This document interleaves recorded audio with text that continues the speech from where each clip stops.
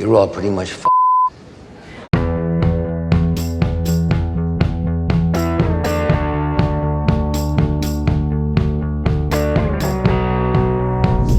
Michael Douglas est un célèbre acteur, producteur et représentant de la célèbre dynastie des acteurs. Il a réussi une carrière semblable à celle de son père, Kirk Douglas, et est devenu une véritable légende hollywoodienne. Dans cette vidéo, nous vous raconterons son parcours jusqu'au sommet. Mix Show présente. Comment vit Michael Douglas et combien il gagne? Michael Kirk Douglas est né le 25 septembre 1944 dans la jeune famille d'acteurs de Kirk Douglas et Diana Deal. Le garçon naît à New Brunswick, dans le New Jersey, mais la famille déménage bientôt à New York. 2 ans et demi plus tard, Michael a un jeune frère, Joel. La famille vivait dans un appartement d'une pièce dans le quartier de Greenwich Village. Aujourd'hui, notre héros est considéré comme l'héritier de la dynastie royale du show business. Mais à l'époque, ses parents commençaient à peine leur carrière. Kirk passait le plus de son temps en Californie à filmer sous contrat avec un studio. Et son mariage avec Diana n'a pas résisté. Les parents de Michael ont divorcé quand il avait 6 ans et il est resté avec maman. 7 ans plus tard, elle se remarie. Le beau-père est devenu le premier adulte à qui Michael pouvait parler de tout, et grâce à lui, le jeune homme s'est senti en confiance pour la première fois. Mais à l'époque, aucun des professeurs n'a pu réfréner son tempérament violent. Même si Michael étudiait bien, il séchait les cours et répondait aux professeurs. Pendant quelque temps, le jeune homme a travaillé dans une station-service mobile. Certains jours, il était l'employé du mois et d'autres jours, il traquait les voitures et volait les pièces détachées avec ses amis. Outre son beau-père, l'autorité de Douglas Jr. est son père, qui a réussi à devenir une icône du cinéma pour toute l'Amérique. Michael est tellement impressionné par les films de Kirk et le temps passé avec lui sur les plateaux de tournage pendant les vacances d'été qu'il veut lui aussi devenir acteur. Il demandait souvent à son père à quelle porte frapper pour percer à Hollywood. Mais celui-ci s'opposait catégoriquement au choix de son fils. Cependant, lorsque Michael s'est inscrit à l'Université de Californie pour étudier l'art dramatique et jouer dans des productions théâtrales, Kirk est venu à chaque représentation de son fils, même s'il était très occupé. À l'université, Douglas se lie d'amitié avec Danny DeVito, qui deviendra plus tard son colocataire. Il loue un appartement à New York pour $150 par mois. Parallèlement, le jeune homme gagne sa vie en livrant du café au cinéma et en travaillant dans les coulisses. Kirk contribue néanmoins au début de la carrière d'acteur de son fils.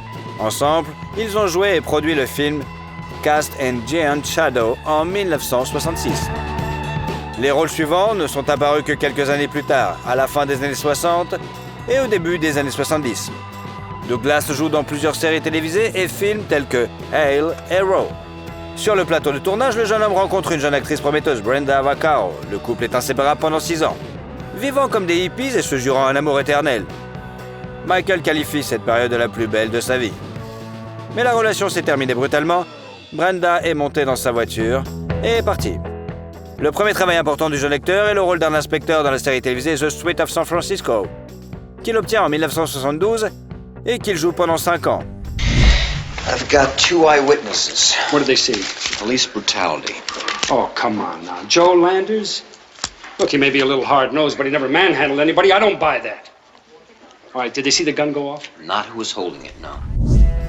Son partenaire sur le plateau était Carl Malden, l'ami de Kirk Douglas. Il appelait Michael le fils qu'il n'a jamais eu et insistait pour qu'il participe au projet. Il est intéressant de noter que, même après avoir déménagé à Hollywood, Michael a continué à payer sa part du loyer, tandis que DeVito restait à New York. En 1972, notre héros apparaît également dans les films When Michael Calls et Napoleon and Samantha.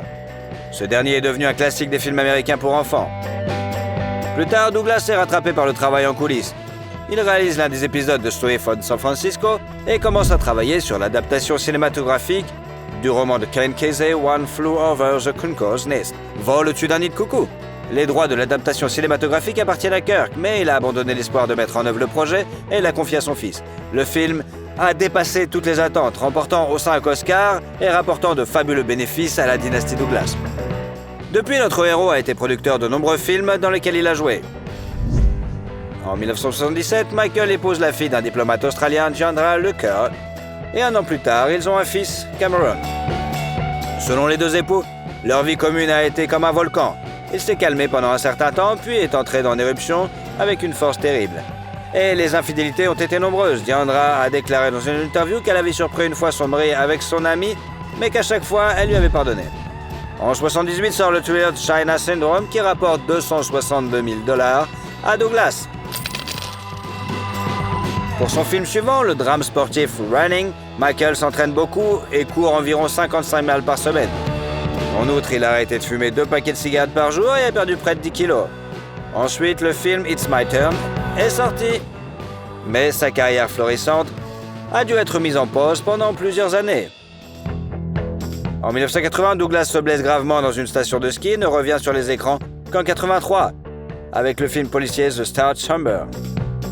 Ce film n'est pas très connu, contrairement à son œuvre suivante, le film d'aventure Romancing the Stone.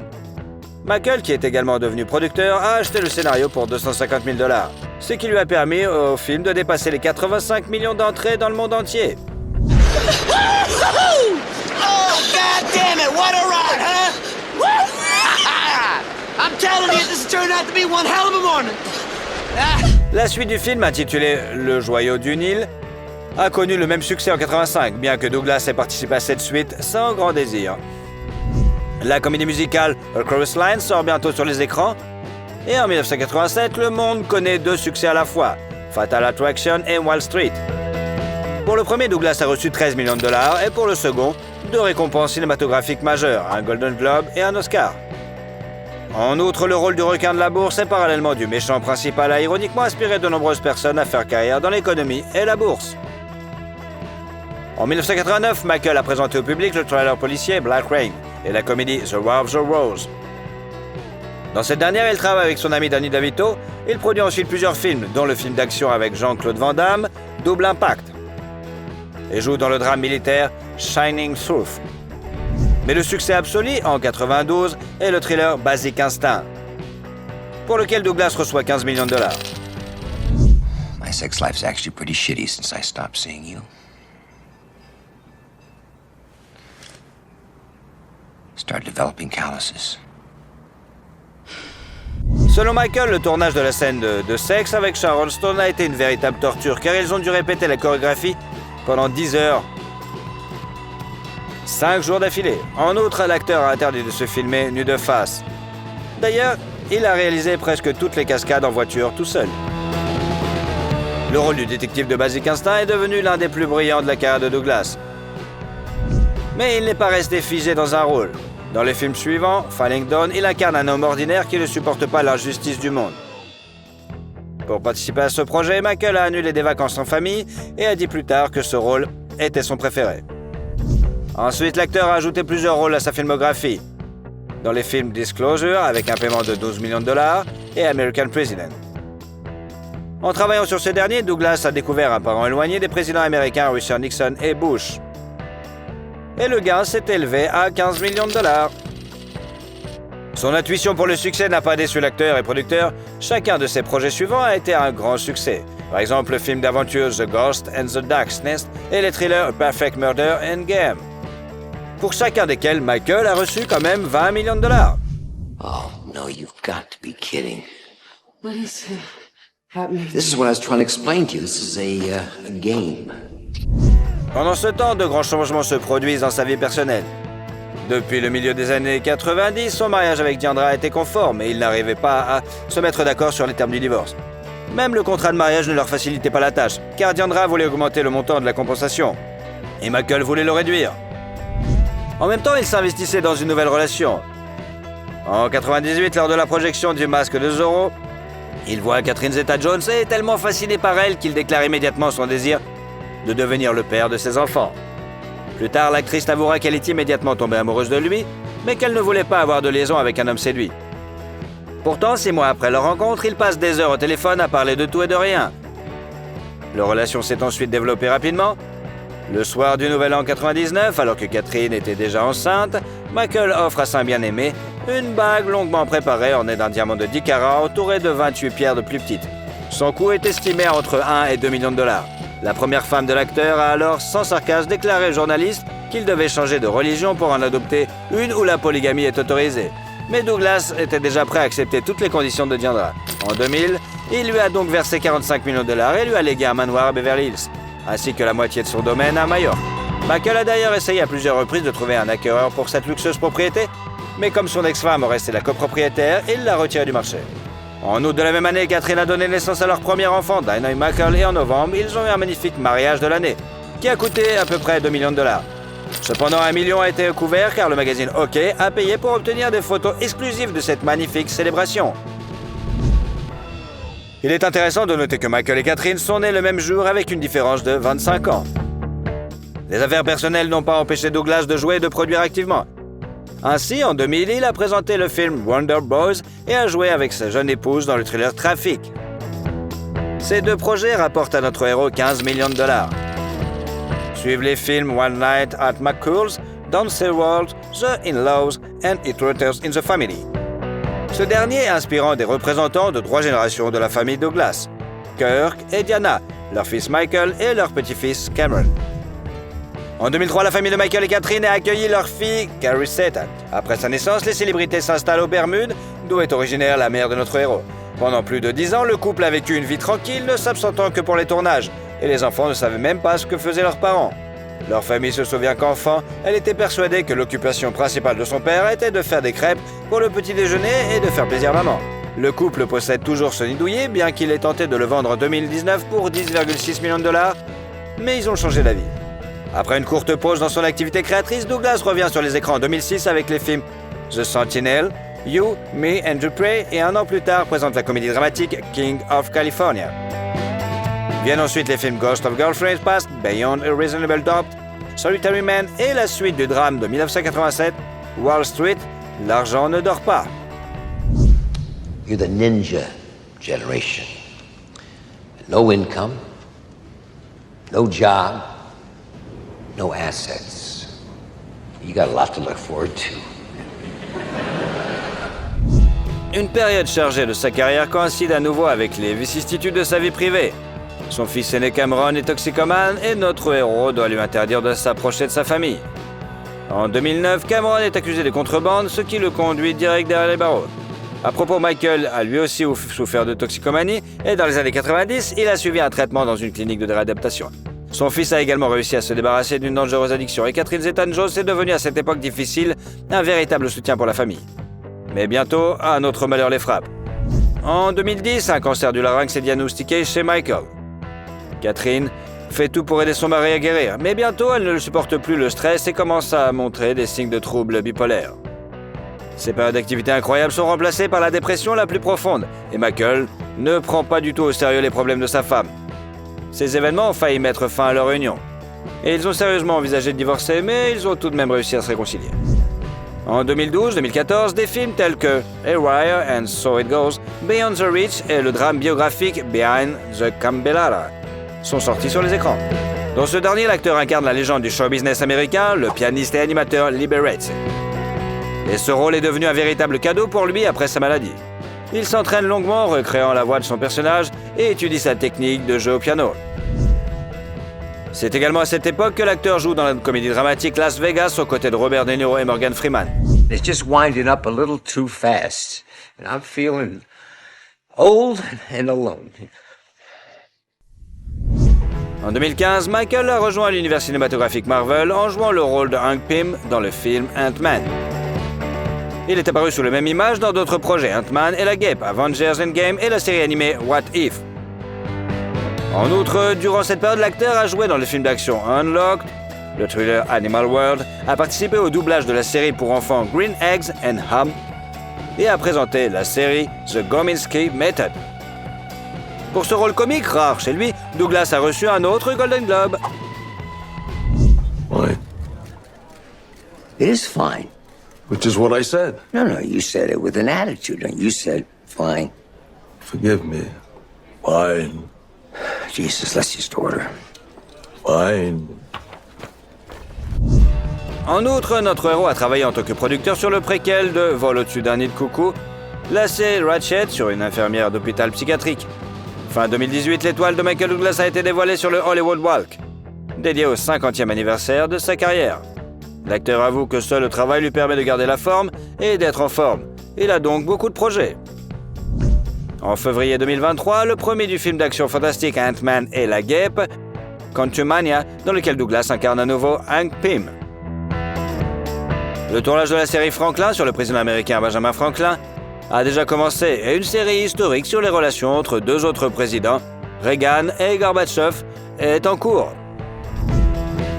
Ni l'âge ni la maladie n'ont affecté l'intelligence de Douglas, qui surprend encore par sa capacité à se souvenir instantanément du nom des personnages qu'il voit pour la première fois et à remarquer les moindres nuances qui distinguent le comportement de son interlocuteur.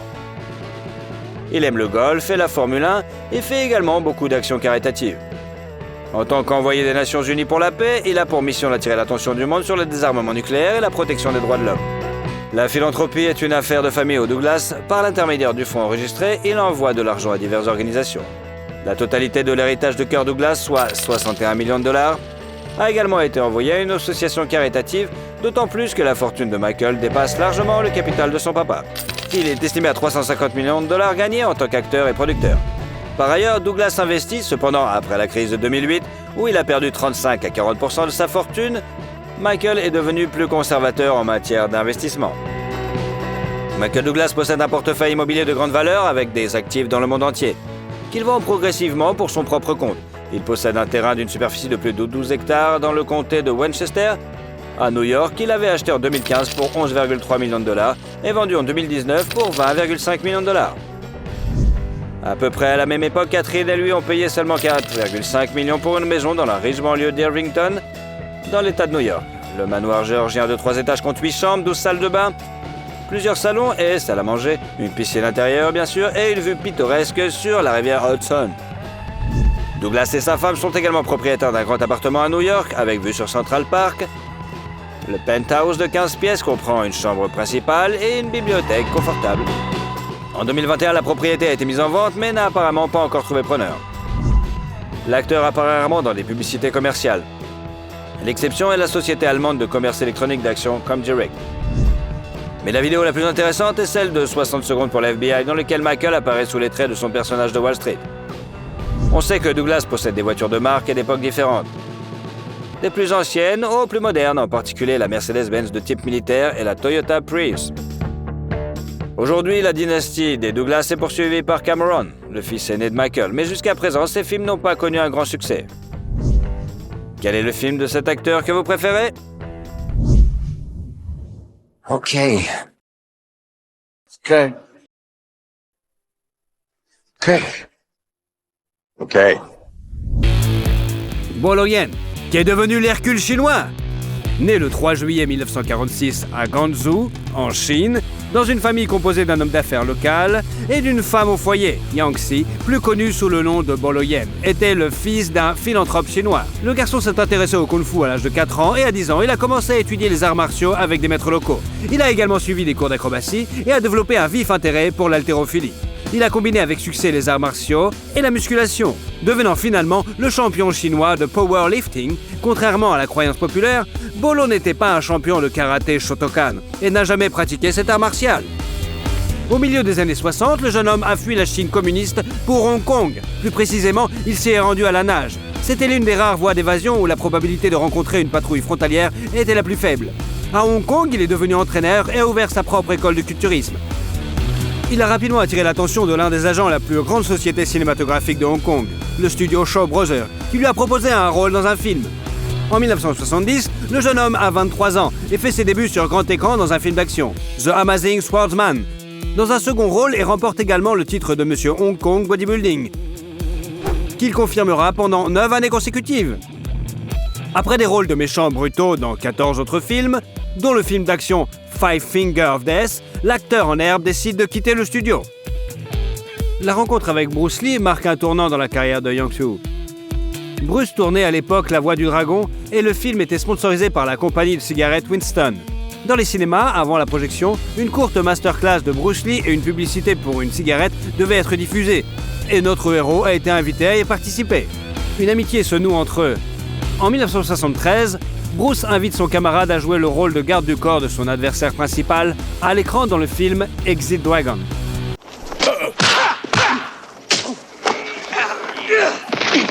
C'est dans ce film que Yang Xu incarne un personnage nommé Bolo, qui sera plus tard choisi comme nom de scène. Dans ce film, Bolo Yen n'a pas combattu Bruce Lee. Ce dernier a promis d'organiser un combat dans le film suivant, qui devait être Death Game. Mais 6 jours avant la première de Dragonheart, Bruce Lee est mort. Le film d'action d'Hercule de l'Est est sorti ensuite. Well, in that case, what do we do with them?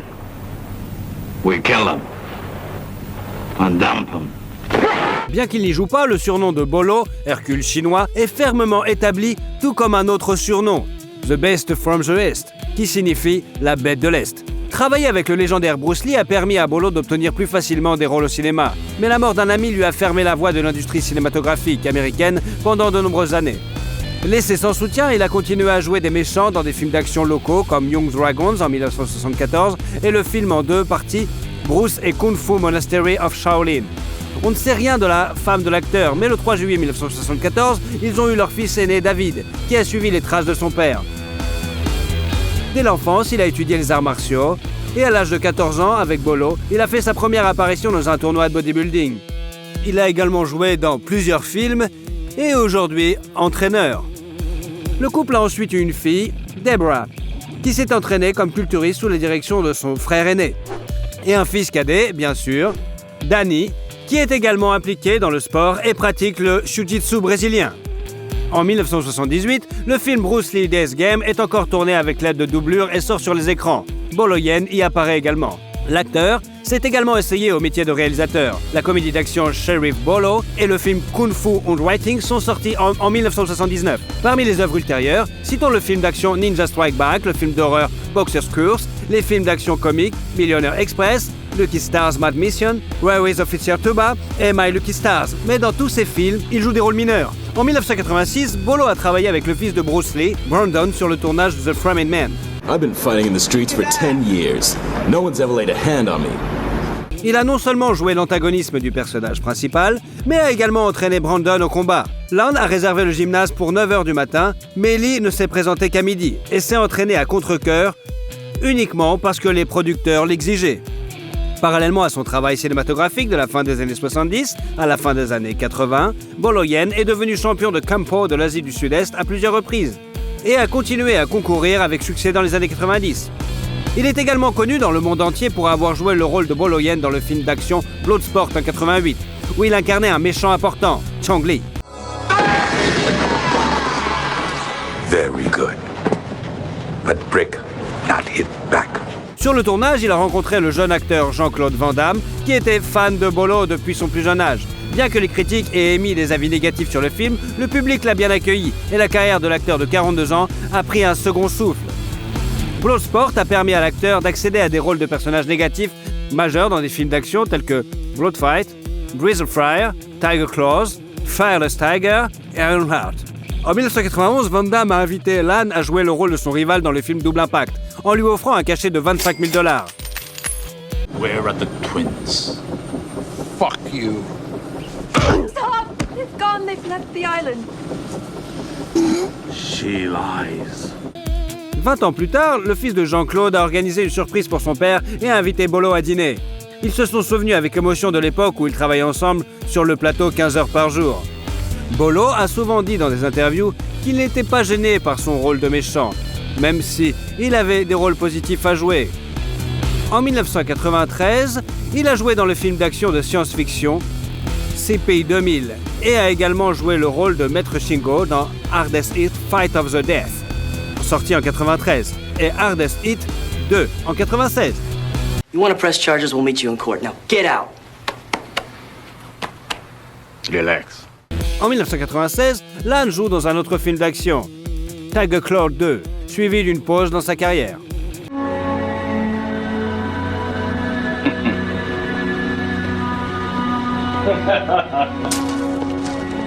En 2006, le moteur de recherche Yahoo a réalisé un sondage pour savoir qui, selon les utilisateurs, était le meilleur acteur de film de kung-fu. Et Bolo Yen est arrivé en deuxième position, juste derrière Bruce Lee. En 2007, il a été invité à jouer dans le film Close Combat, coproduit par les États-Unis et le Kazakhstan. En raison de problèmes juridiques, le film n'est jamais sorti sur les grands écrans, se limitant à des projections dans plusieurs festivals jusqu'à ce qu'il soit mis en ligne plus de 4 ans plus tard. En 2008, Bolo a officiellement annoncé qu'il quittait l'industrie cinématographique, bien qu'il ait depuis joué dans 2 autres films kazakhs. En 2011, Boloyen est venu en Russie à l'invitation d'un club de fitness. Il s'était déjà rendu à Moscou dans les années 90 et avait annoncé travailler sur une coproduction. Mais le projet ne s'est jamais concrétisé. Par ailleurs, Bolo est apparu dans l'un des épisodes du projet documentaire Jean-Claude Van Damme, Behind Closed Door. Il convient de noter que Lan est également apparu dans plusieurs documentaires sur Bruce Lee. En 2016, l'acteur a joué un caméo dans The Diamond Quarter et l'année précédente, il est apparu dans le film d'action-aventure The World of Our Feet. Bolo est aujourd'hui président de l'organisation commerciale de fitness basée à Hong Kong et directeur de la Taipei International Bodybuilding Association. Il organise également des cours de maître, des réunions créatives et des séances d'autographes. Il commence chaque matin par une séance d'entraînement de 2 heures et ne fume pas et ne boit pas d'alcool, bien sûr. Boloyen, 74 ans, a une fortune estimée à 1,5 million de dollars et est principalement dans l'immobilier. Depuis 2018, l'acteur vit à Monterey Park, en Californie, dans une maison à 2 étages avec 5 chambres et 4 salles de bain. Au rez-de-chaussée, on trouve une salle à manger avec un élégant lustre et une grande cuisine ouverte avec un coin repas, faisant la tradition avec un salon avec une cheminée, ainsi qu'une chambre. Il y a 3 autres chambres à coucher au premier étage et l'arrière-cour a un coin salon avec une pergola et une fontaine. Le garage peut accueillir 4 voitures. Mais Bolo n'en possède qu'une seule, une Audi A3 décapotable à 49 000 $. Affable et tranquille dans la vie, Bolo Lan a toujours su apporter un sentiment de menace réelle de l'autre côté de l'écran. Il a pris soin de ne pas transformer les arts martiaux en cirque et a déclaré qu'un vrai professionnel doit faire un mouvement qui sera regardé avec impatience. Quel a été votre film préféré de Boloyen? Et surtout, si vous aimez la vidéo, mettez un like. Et comme ça, vous suivrez toutes nos autres vidéos. Allez, à bientôt!